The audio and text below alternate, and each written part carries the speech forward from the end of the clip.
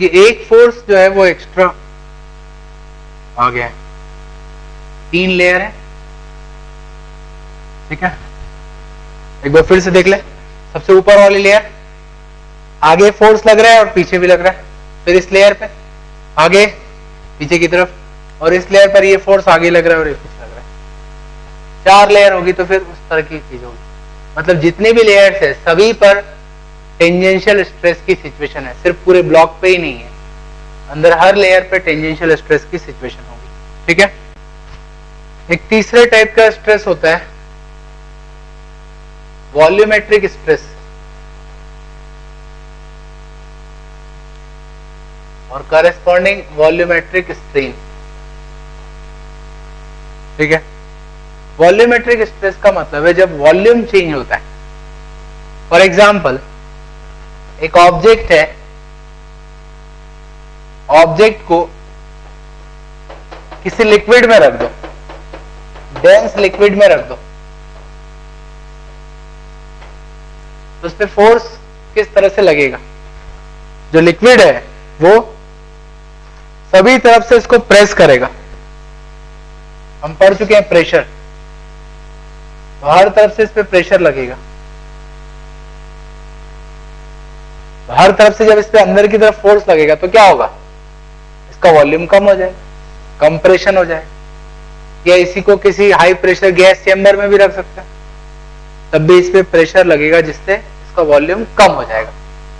जब वॉल्यूम कम होगा तो अंदर के एटम्स एक दूसरे के पास आ जाएंगे, जिससे रिपल्सिव फोर्स डेवलप होगा। तो जो बाहर का फोर्स लग रहा है उसको अंदर के फोर्स अपोज करेंगे, एक सिचुएशन आएगी जब इक्विलिब्रियम आ जाएगा। तो उस समय जो अंदर की जो सिचुएशन है, जो स्ट्रेस है, that is called volumetric stress, ठीक है ना। तो वॉल्यूमेट्रिक स्ट्रेस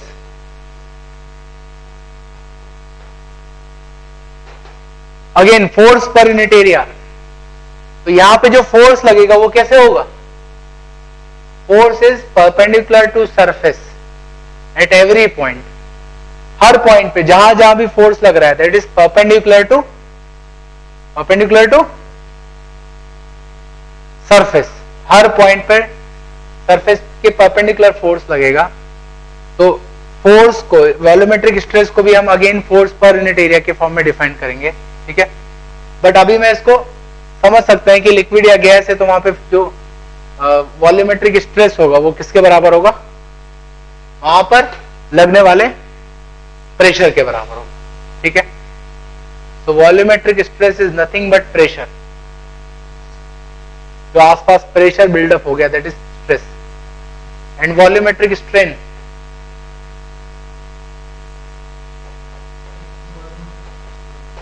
हाँ, तो ये हो जाएगा change in volume by initial volume. आप समझ सकते हो ये ऑब्जेक्ट है, इस पर सभी तरफ से अंदर की तरफ फोर्स लगेगा, इसका वॉल्यूम कम हो जाएगा, ठीक है ना। Change in volume by initial volume that is volumetric strain. तो ये 3 तरह की सिचुएशन होती है स्ट्रेस की। आप किसी भी ऑब्जेक्ट को डिफॉर्म करो, ये 3 तरह की सिचुएशन बनेगी, ठीक है ना। जो स्ट्रेस है, स्ट्रेस और स्ट्रेन में कुछ ना कुछ रिलेशन होगा। हमारी सीधी सी समझ जो है, कॉमन सेंस कहती है कि अगर आप स्ट्रेस बढ़ाते हो तो स्ट्रेस बढ़ाने के केस में जो स्ट्रेन है, डिफॉर्मेशन, वो भी बढ़ेगा, ठीक है। तो वो रिलेशन अब हम पढ़ते हैं, that is Hooke's law. So Hooke's law relates stress to corresponding strain, ठीक है ना। देख लो इसका statement. For a small deformation,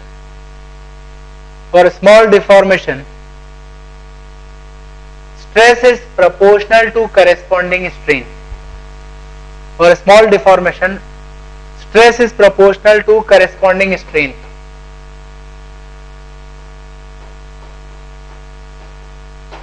stress बढ़ेगा तो स्ट्रेन भी बढ़ेगा उसी प्रोपोर्शन में। दैट मीन्स स्ट्रेस और स्ट्रेन का जो रेशियो होगा वो कांस्टेंट होगा, and that constant is known as modulus of elasticity for the substance. जो भी सब्सटेंस है उसके लिए वो मॉडुलस ऑफ इलास्टिसिटी कहलाएगा। अब समझना इस चीज, मैंने आपको बताया कि जो सब्सटेंस है या जो ऑब्जेक्ट है उसका डिफॉर्मेशन तीन तरह से हो सकता है, या तीन तरह की स्ट्रेस की सिचुएशन है, ठीक है। तो हर एक सब्सटेंस के लिए तीन इलास्टिक कांस्टेंट होंगे या तीन मॉडुलस ऑफ इलास्टिसिटी होंगे, एक लॉन्गिट्यूडनल स्ट्रेस के लिए, एक टेंजेंशियल स्ट्रेस के लिए और एक वॉल्यूमेट्रिक स्ट्रेस के लिए, ठीक है। तो हम वो लिख सकते हैं। फर्स्ट मैं बताता हूं यंग्स मॉडुलस, ठीक है, of elasticity.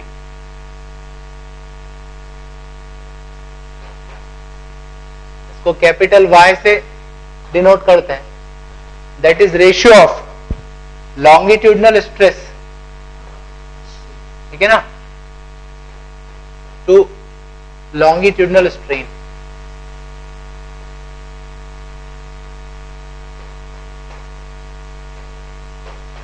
Yes, longitudinal stress को हम कैसे डिफाइन करते हैं? Force per unit area. What is force? जो कि क्रॉस सेक्शन एरिया के परपेंडिकुलर हो या अलोंग लेंथ हो। Strain is change in length by initial length. तो कंप्रेशन भी हो सकता है और टेंशन भी हो सकता है, ठीक है। Second, that is modulus of rigidity.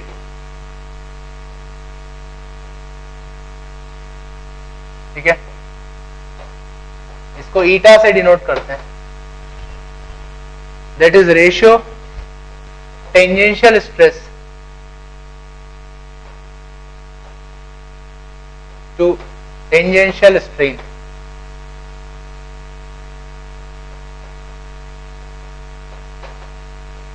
Force per unit area, यहां पे फोर्स क्या है?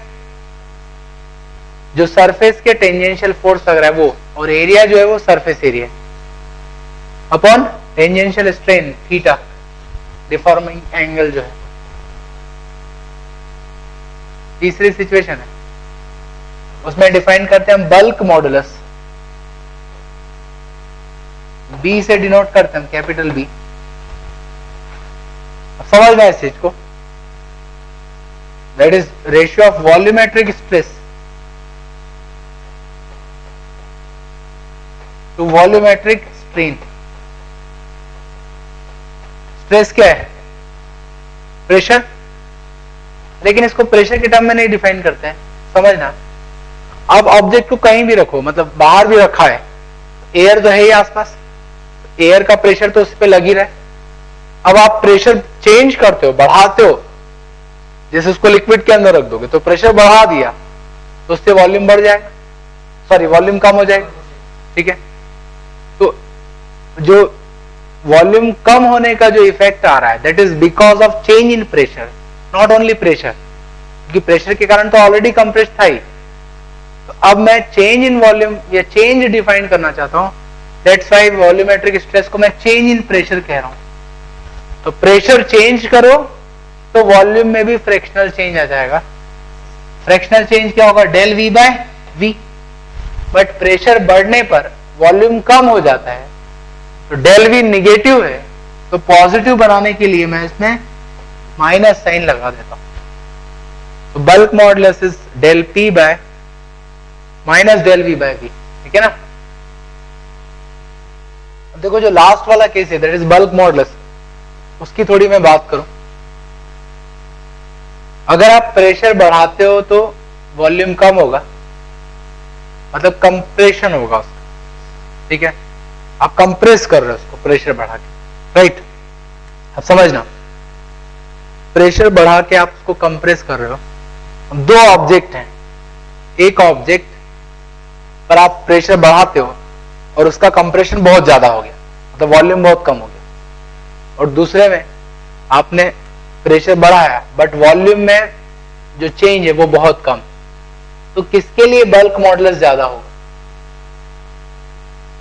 जिसमें ज्यादा कंप्रेशन हो रहा है उसके लिए, या जिसमें कम कंप्रेशन हो रहा है उसके लिए? कम कंप्रेशन हो रहा है। बल्क मॉडुलस ज्यादा है तो वॉल्यूम चेंज कम होगा, बल्क मॉडुलस कम है तो उसमें कंप्रेशन ज्यादा होगा, डिफॉर्मेशन ज्यादा होगा। ठीक है, तो एक और क्वांटिटी में डिफाइन कर रहा हूं, that is called compressibility of a substance. Compressibility का मतलब है अगर कोई ऑब्जेक्ट की कंप्रेसिबिलिटी, सब्सटेंस की कंप्रेसिबिलिटी ज्यादा है, दैट मीन्स आप उसको आसानी से कंप्रेस कर सकते। कंप्रेसिबिलिटी कम है मतलब उसको कंप्रेस करना जो है वो डिफिकल्ट है। तो compressibility is inverse of bulk modulus, it is defined as inverse of bulk modulus. जहां बल्क मॉडुलस ज्यादा है वहां कंप्रेसिबिलिटी कम होगी। Remember this thing, compressibility is related to bulk modulus. ठीक है, एक तरह से वॉल्यूम इलास्टिसिटी कहा जा सकता है बल्क मॉडुलस को। वॉल्यूम में चेंज आ रहा है उसके कारण अंदर रेजिस्टेंस डेवलप हुआ, वॉल्यूम इलास्टिसिटी हो। अब मैं कुछ प्रॉब्लम्स लेता हूं। हमने हर एक स्ट्रेस और स्ट्रेन में रिलेशन देख लिया। ठीक है, समझना, एक लाइट वायर है, wire cylindrical, wire is solid cylinder, solid cylinder की तरह होता है वायर। वायर का area of cross section capital A ले रहा हूं। वायर का जो मेटल है उसका यंग मॉडुलस कैपिटल वाई। ठीक है, और वायर की नॉर्मल लेंथ है एल। ठीक है, वायर इज लाइट, उसका वेट बहुत कम, लाइट वायर, उसके वेट को इग्नोर कर दो। अब मैं क्या करता हूं, वायर से एक हेवी ब्लॉक जोड़ देता हूं जिसका मास है कैपिटल एम। हेवी ब्लॉक उससे कनेक्ट कर दिया तो वायर की लेंथ बढ़ जाएगी या नहीं? तो find out extension of wire, increase in length of wire, कितना लेंथ बढ़ेगा ये बताना है। ठीक है, पहले हम इसको ऐसे समझते हैं कि इस पर कौन कौन से फोर्सेस वर्क कर रहे हैं। ठीक है, और उन फोर्सेस के कारण क्या होगा। सीधी सी बात है, ये जो ब्लॉक है इसका वेट इसको नीचे खींच रहा है, ये नीचे जाएगा, नीचे जाएगा तो वायर को स्ट्रेच कर देगा, और जब वायर स्ट्रेच होगा तो वो ब्लॉक को ऊपर खींच के रखेगा। ठीक है, तो जो भी फोर्सेस यहां लग रहे हैं उनको मैं बता रहा हूं। ठीक है, समझना, ऊपर रूफ, ये वायर, लेंथ बढ़ गई, और ये नीचे ब्लॉक है। जो भी फोर्सेस लग रहे हैं उनको समझना। अटैचमेंट जो है, यहां के एटम्स है, ये रूफ का एटम, ये वायर,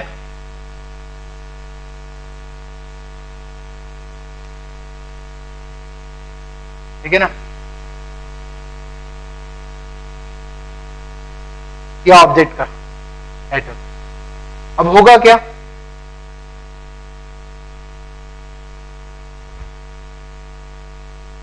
यस बताओ क्या होगा। जो ऑब्जेक्ट से शुरुआत करें, उसके वेट के कारण ही सब कुछ हो रहा है, ऑब्जेक्ट के वेट के कारण। वहां से शुरुआत करता हूं, ऑब्जेक्ट का वेट इसको नीचे की तरफ खींच रहा है,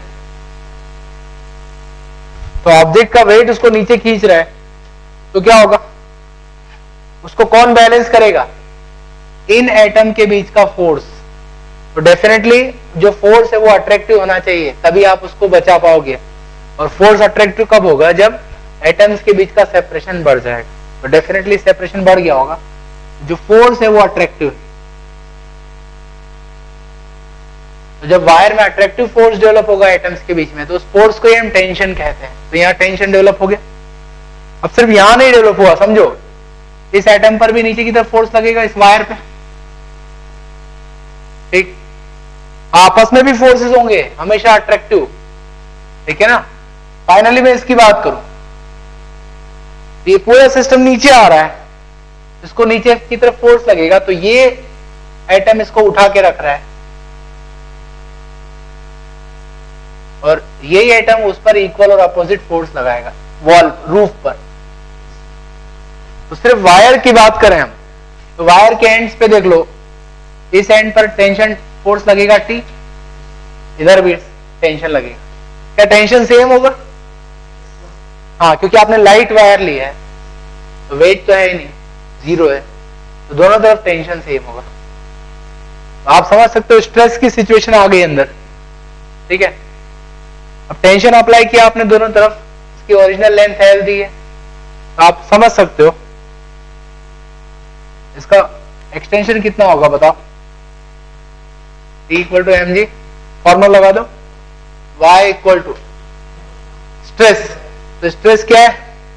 फोर्स अपॉन एरिया, फोर्स है टेंशन, तो mg by upon strain, change in length by original length, ठीक है। Change in length is mg L by A, ठीक है।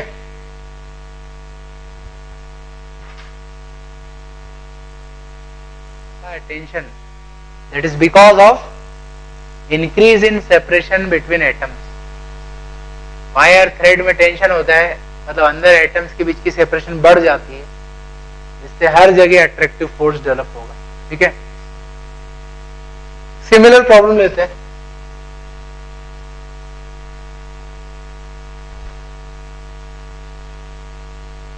एक सिलिंड्रिकल, सॉलिड सिलिंड्रिकल रॉड है, ठीक है। लाइट सिलेंडर है, सॉलिड सिलेंडर है, area of cross section A की लेंथ है L, सब्सटेंस का यंग मॉडुलस है Y, ठीक है। और इसके ऊपर एक हेवी ब्लॉक रखा हुआ है जिसका मास है M। तो हेवी ब्लॉक के कारण क्या होगा? कंप्रेस हो जाएगा या नहीं? कंप्रेस हो जाएगा। तो व्हाट इज कंप्रेशन? इसकी लेंथ कितनी कम हो जाएगी ये बताना है आप। तो सिमिलर सिचुएशन है या नहीं? सिचुएशन सेम है, बस फर्क क्या आएगा?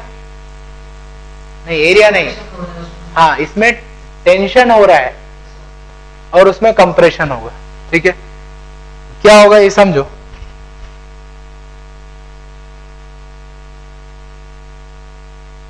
कंप्रेस हो जाएगा,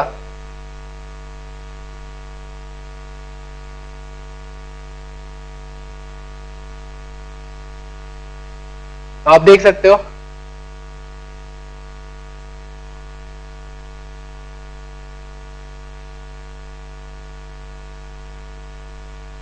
यस।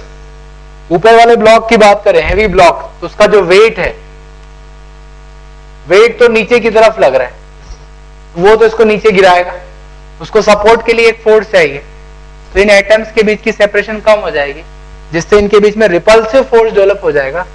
तो ऊपर वाला जो ब्लॉक का एटम है, इस पे एक रिपल्सिव फोर्स एक्ट करेगा F, वो फोर्स इसको बचा लेगा। But again by Newton third law, अगर इस पे ऊपर फोर्स लगा, इस पर किधर लगेगा? नीचे की तरफ। ऐसे हर एटम्स के बीच में, मतलब इस पे जब नीचे लगेगा तो एटम्स नीचे जाएंगे, सेपरेशन कम हो जाएगी, हर जगह रिपल्शन होगा। फाइनली इनकी बात करें तो यहां भी रिपल्शन होगा, तभी ये इक्विलिब्रियम में रह सकता है, और ग्राउंड पे अल्टीमेटली फोर्स लगेगा। ये लाइट है, ठीक है, तो फोर्स सब जगह सेम रहे, और वो फोर्स किसके बराबर होगा? वेट, दैट इज mg, ठीक है। तो सिमिलर सिचुएशन है, तो इस तरह के केस में कंप्रेशन होगा, कंप्रेसिव स्ट्रेस डेवलप होगा, change in length, formula would be similar, that is mgl by A। इसमें एक्सटेंशन हो रहा था, इसमें कंप्रेशन हो रहा है, ठीक है।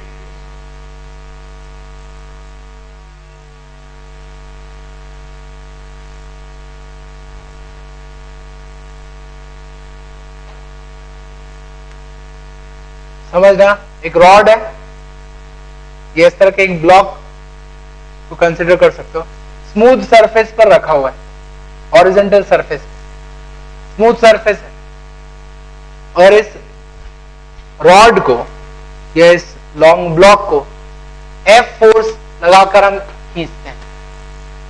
F फोर्स इसको खींचा जाता है एक तरफ, ठीक है। इस रॉड के लिए area of cross section A length L, young modulus Y।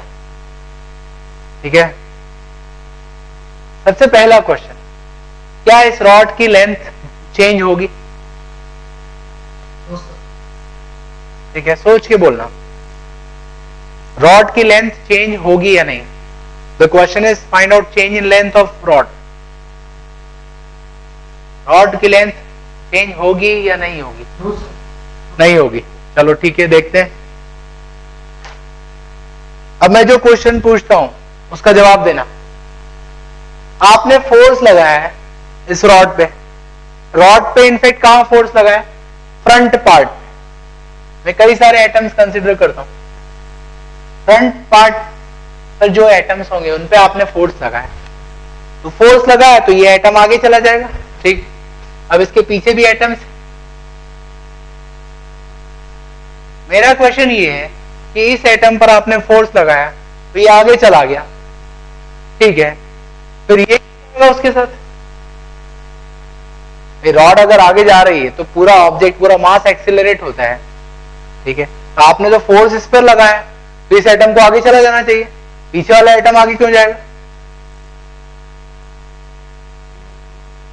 उनके बीच में फोर्स लगेगा, और फोर्स दो ही सिचुएशन में लग सकता है, या तो एटम्स के बीच का सेपरेशन कम हो जाए या बढ़ जाए। समझ रहे हो? फोर्स लगेगा, यह बात क्लियर है, तभी तो वो आगे जाएगा। और यहां पर फोर्स किस डायरेक्शन में लगेगा? सोचो, जैसे मैं इसकी बात करूं तो किधर फोर्स लगना चाहिए? इस पे आगे की तरफ लगना चाहिए। कौन लगाएगा? ये एटम। तो ये एटम आगे की तरफ फोर्स लगा रहा है, मतलब फोर्स अट्रैक्टिव है, रिपल्सिव है? अट्रैक्टिव है। अट्रैक्टिव फोर्स का मतलब क्या है? एटम्स के बीच का सेपरेशन बढ़ गया, दूर चले गए, टेंशन है। तो सीधी सी बात है कि रॉड रखी है तब सब इक्विलिब्रियम पर था, जैसे आपने खींचा उसको टेंशन डेवलप हो गई हर जगह, मतलब हर जगह सेपरेशन बढ़ गई है। दैट मीन्स इस केस में जो रॉड है इसकी लेंथ बढ़ेगी। ठीक है, तो सबसे पहले तो ये हम मिसकंसेप्शन हटा दें कि कोई चेंज नहीं होगा, चेंज होगा। अब हमें वो चेंज निकालना है। ठीक है, समझना।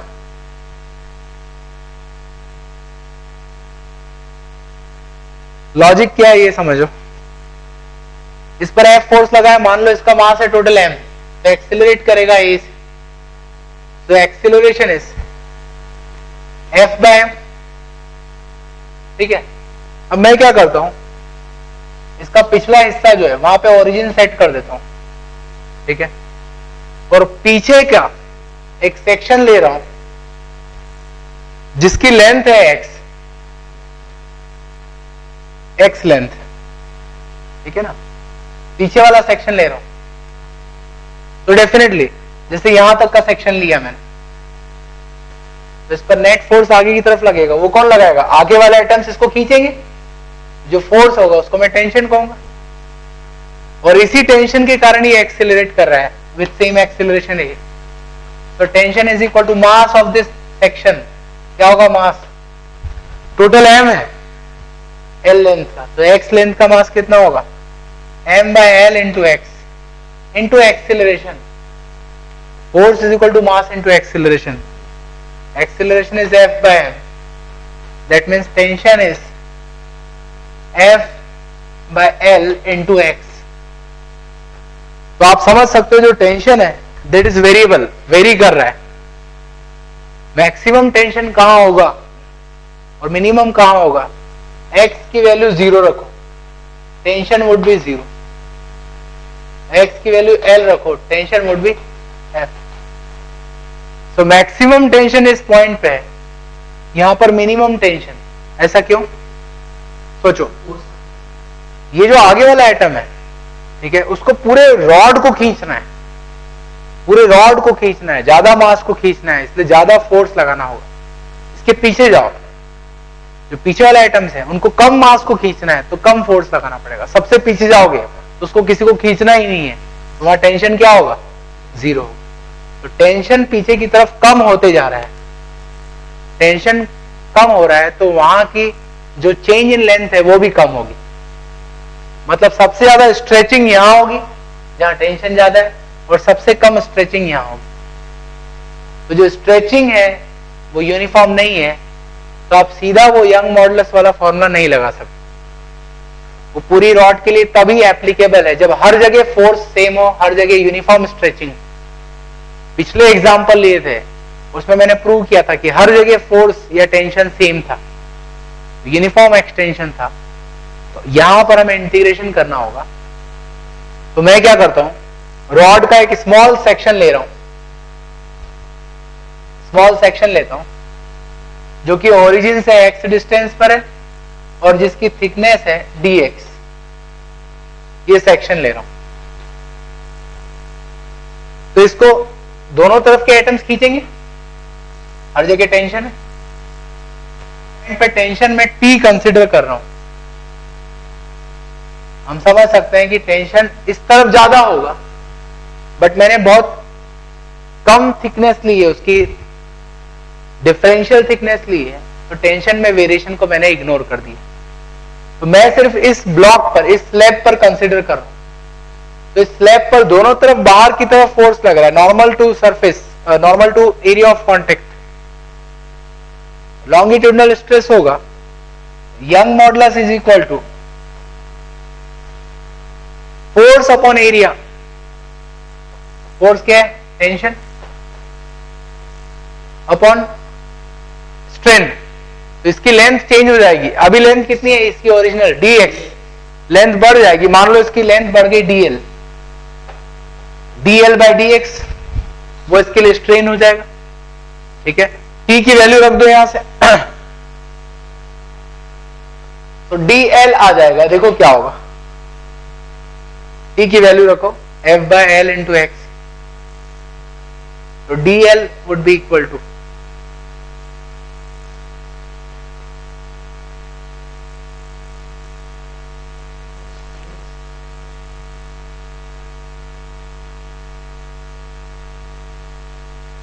ये उतने से स्लैब की लेंथ में चेंज होगा। तो इतने से स्लैब की लेंथ इतनी बढ़ गई है, टोटल चेंज निकालना है। क्या करें, आप छोटे छोटे स्लैब कट कर दो, ढेर सारे, 0 से लेके L तक, सभी स्लैब की चेंज इन लेंथ निकाल लो और सबको जोड़ दो। जोड़ने का मतलब है इंटीग्रेशन, तो इंटीग्रेट करना है। यस, कहां से जोड़ना शुरू किया हमने, इस तरफ से, तो x इक्वल टू 0 से जोड़ना शुरू किया है, फाइनली L तक जोड़ना है, लिमिट लगा दी हमने, integration x square by 2, finally integrate करो और लिमिट रखो, ये मिल जाएगा f L बाय 2ay, या इसको मैं लिखूं f बाय 2 L अपॉन ए वाई। ठीक है,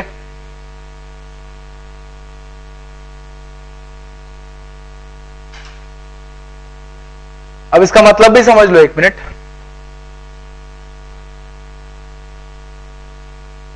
अभी एक तरफ फोर्स लगाया आपने F, सेम रॉड है, अगर मैं दोनों तरफ F बाय 2 फोर्स लगाता हूं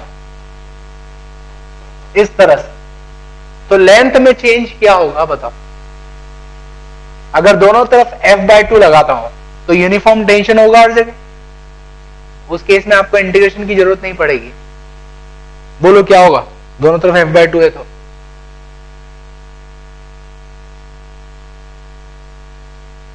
यस,